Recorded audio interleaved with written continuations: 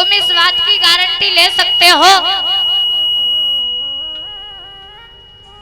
कि तुम्हें संतान सुख दे या ना दे? बरहस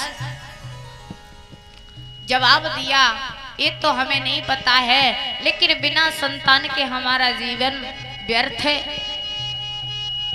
तो सन्यासी ने महाराज क्या किया कि एक फल दिया और जवाब दिया कि राजन इस फल को ले जाइए, लेकिन याद रखना इसमें कहीं हवा ना लगने पाए। जवाब दिया इसमें हवा ना लगने पाए और अपनी पत्नी के सिवा किसी को दिखाना भी मत। बोले ठीक है। महाराज राजा लेकर के चले, प्रभु की कृपा, रास्ते में पहुंचे तब तक आंधी आने लगी। अब जैसे ही आंधी आई तो राजा को महात्मा की याद आ गई कि कहा था कि इसमें हवा।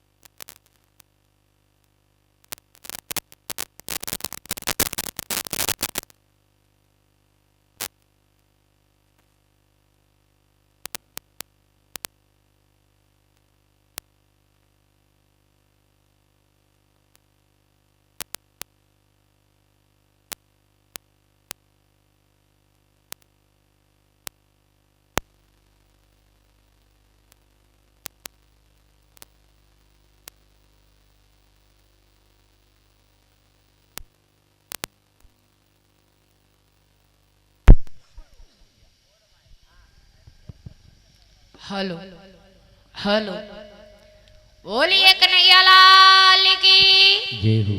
भैया जाके आवाज ने पतरी कर दिया यार, चच्चा जा में तो बेसी।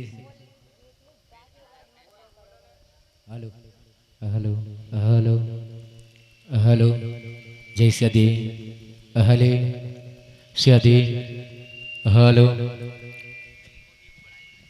Hello hello hello.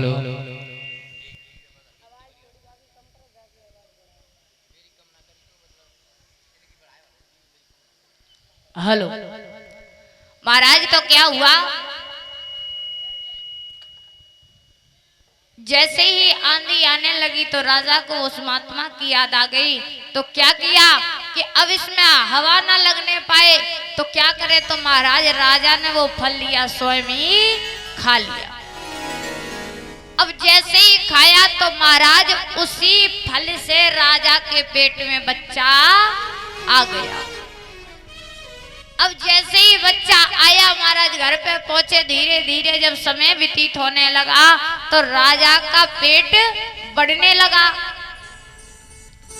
जब पेट बढ़ने लगा तो क्या हुआ महाराज, लोक लाज की डर की वजह से राजा फिर मरने के लिए पहुंचे। अब जैसे ही मरने के लिए पहुंचे तो क्या हुआ कि महाराज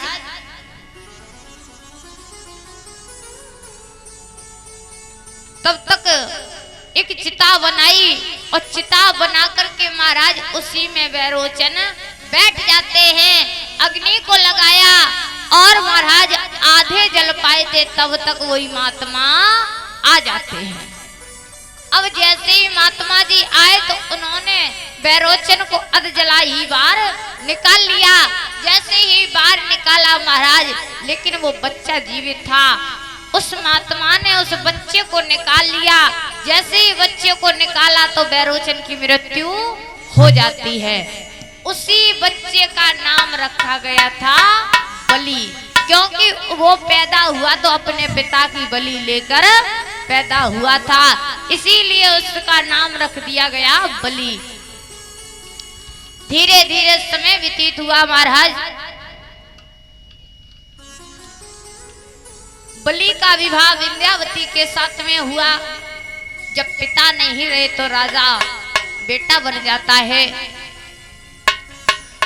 कुछ समय की बात महाराज, बलि जो था दैत्य परिवार से जरूर था, लेकिन वो धर्म का काम करता था।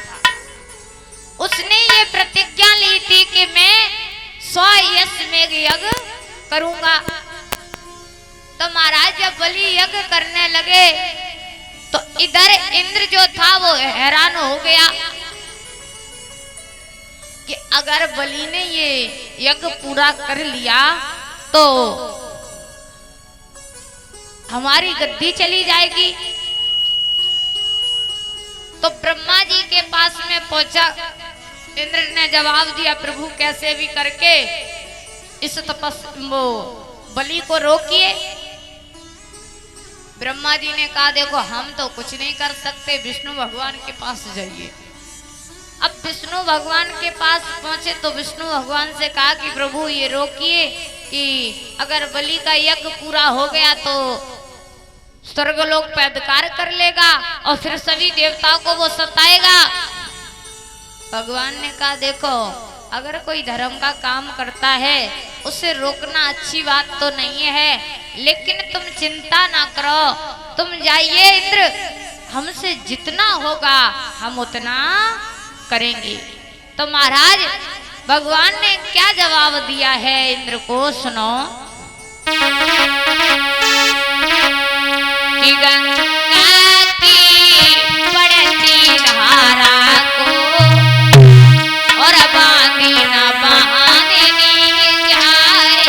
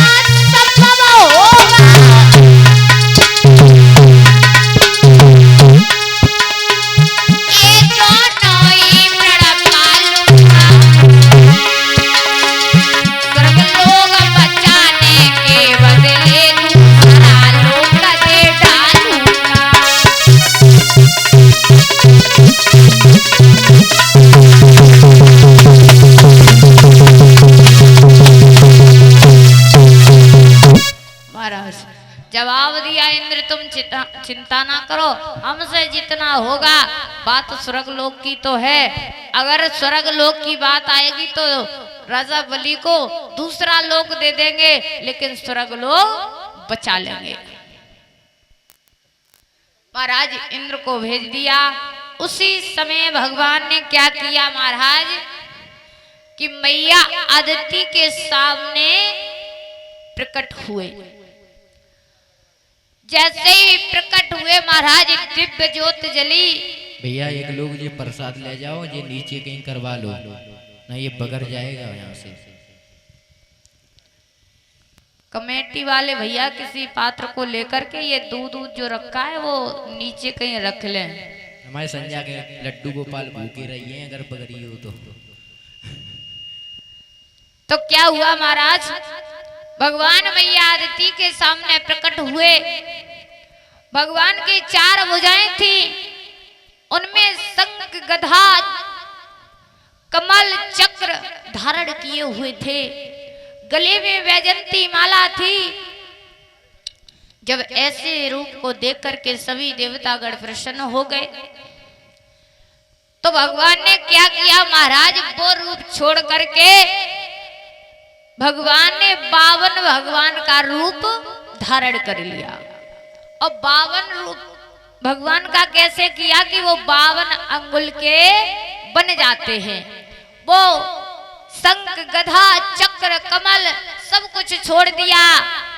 वो वैजंती माला वो भी छोड़ दी। उसके बाद में महाराज क्या किया, श्री सुखदेव जी समझाकर बोले, हे राजन परीक्षित, जब भगवान प्रकट हुए उस समय भादों का महीना था, शुक्ल पक्ष की श्रवण नक्षत्र वाली द्वादशी थी और अवजित मुहूर्त था। दादा, जब भी कोई शक्ति आती है तो अवजित मुहूर्त में आती है और अवजित मुहूर्त होती है 11:20 से लेकर के 12:20 तक। अगर कोई शक्ति प्रकट होती तो इसी बीच में होती है। महाराज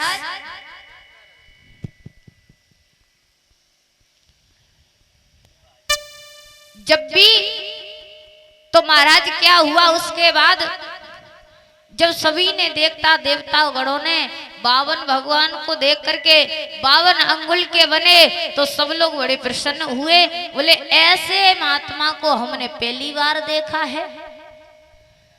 तो देवताओं ने क्या किया कि महाराज उनके जो देव गुरु बृहस्पति देव थे उन्होंने उनको यज्ञ पवित्र दी। अब सभी देवता गण 52 भगवान को अस्त्र शस्त्र दे रहे हैं और कौन कौन किसने क्या उनको भेज दिया है। कश्यप ऋषि ने उनको मेखला दे दी, पृथ्वी मैया ने कृष्ण मृग का चर्म दे दिया और मैया ने कौपीन दे दी। जब कोई किसी का पुत्र जब संन्यास लेता है तो कट्टी वस्त्र जिसे कहते हैं, जो लोग होंगे वो समझ गए होंगे।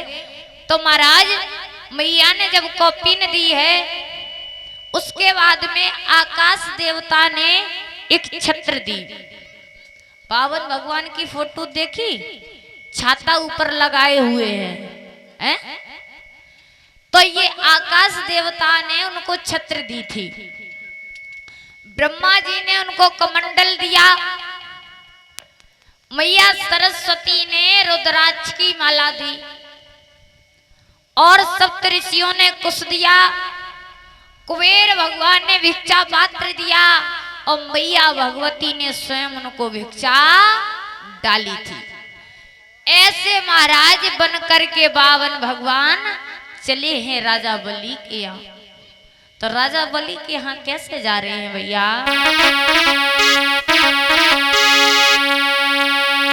कि हरि बामन का वेश बनाया, राजा बलि को छलने आए।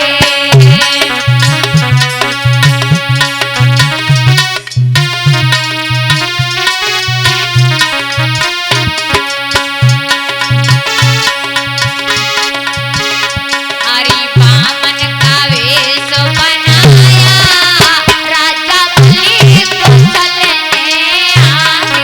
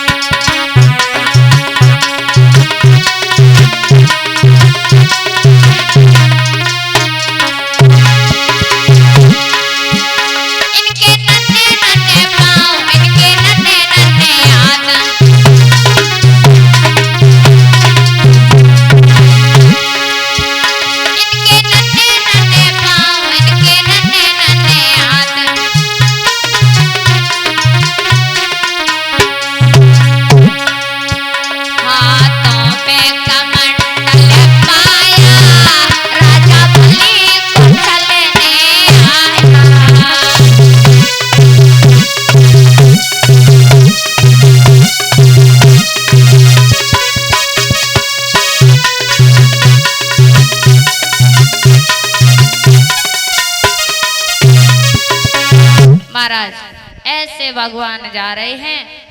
तो जैसे ही रास्ते में लड़कियों ने देखा, सोचने लगी बहन हमें ऐसा लगता है या तो इसके बारे पे इसके माता पिता खत्म हो गए या तो भगवान ने इसकी किसी कारण से बिगाड़ दी, इसलिए ये सन्यासी हो गया।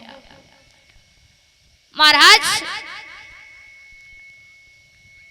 जैसे ही देखा है तो कहा जाता है ऐसे महाराज एक महात्मा जी थे। तो महात्मा जी क्या हुआ कि एक मैया के दरवाजे पे पहुंचे। जैसी मैया के दरवाजे पे पहुंचे तो आवाज लगा दी माता भिक्षा देहि। तो जैसे ही आवाज लगाई तो क्या हुआ कि लड़की बाहर निकल के आई। जब लड़की बाहर निकल के आई तो लड़की ने भिक्षा तो दे दी महाराज, लेकिन उसने कहा कि महात्मा जी हम आपसे कुछ पूछना चाहते हैं।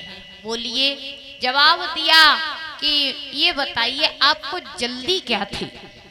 क्या कहा? आपको जल्दी क्या थी। और पी के भैया अगर हमारी आवाज सुन रहे हैं तो अति शीघ्र आ जाए। महाराज जवाब दिया कि तुम्हें जल्दी क्या थी। तो महात्मा जी का जवाब आया कि हमें डर लग रहा था। अब महाराज क्या हुआ कि वो जो लड़की थी उसका ससुर जो था वो देख रहा था कि ये हमारी बहू बाहर के आए हुए महात्मा से बात कर रही है लेकिन बोल नहीं रहे। तो महात्मा जी ने जवाब दिया हमें ये बताइए बिटिया तुम्हारी उम्र क्या है। तो लड़की ने जवाब दिया महात्मा जी हमारी उम्र है 7 वर्ष की। अब ससुर जी देख रहे हैं कि ये है तो दिखने में 25 साल की और महात्मा से झूठ बोल रही कि हम 7 साल के हैं। जवाब दिया लेकिन बोल नहीं रहे। बोले पति है घर में। बोले हाँ। बोले कितनी उम्र है। बोले 5 वर्ष की। बोले सास है। बोले हाँ। बोले सास कितने वर्ष की है। बोले 2.5 वर्ष की। बोले ससुर हैं। जवाब दिया ससुर तो अभी पैदा ही ना है भाई। लड़की क्या बोली ससुर तो अभी पैदा ही ना है भाई। अब महाराज जैसी इतनी बात कही तो ससुर आग बबूला हो गए। बोले हमारे लड़का के संग जा शादी करके आई और कह रही है कि अभी ससुर पैदा ही ना है भाई। महाराज महात्मा जी तो चले गए। सुबह जैसे हुआ ससुर ने पंचायत लगाई ली। लड़की के मैके वाले बुलाए। बोले हम नहीं ऐसी बहू को रखेंगे। बोले क्या हुआ। जवाब दिया पहले तो बाहर से आए हुए महात्मा से बात नहीं करनी चाहिए थी और कर भी ली तो ये क्या बात पूछने की तुम्हें जल्दी क्या थी। अगर बात करनी थी तो कोई अच्छी बात करती। ये क्या पूछने की जरूरत थी कि तुम्हें जल्दी क्या थी। लड़की ने जवाब दिया पिताजी बस तुम ये बात पूछना चाहते हो। बोले हाँ। बोले मेरी बात सुनो। शिक्षित परिवार के लोग अपने लड़के की शादी 30 वर्ष में करते हैं। भाई जब पढ़ाते हैं नौकरी लग जाती है तब कहीं शादी करते हैं। और उस महात्मा की उम्र थी 18 वर्ष की। कितनी थी 18 वर्ष की। तो महाराज क्या हुआ। अब भला ये बताइए कि 18 वर्ष के लड़का को ऐसी कौन सी मुसीबत आ गई जो वो महात्मा बन गया।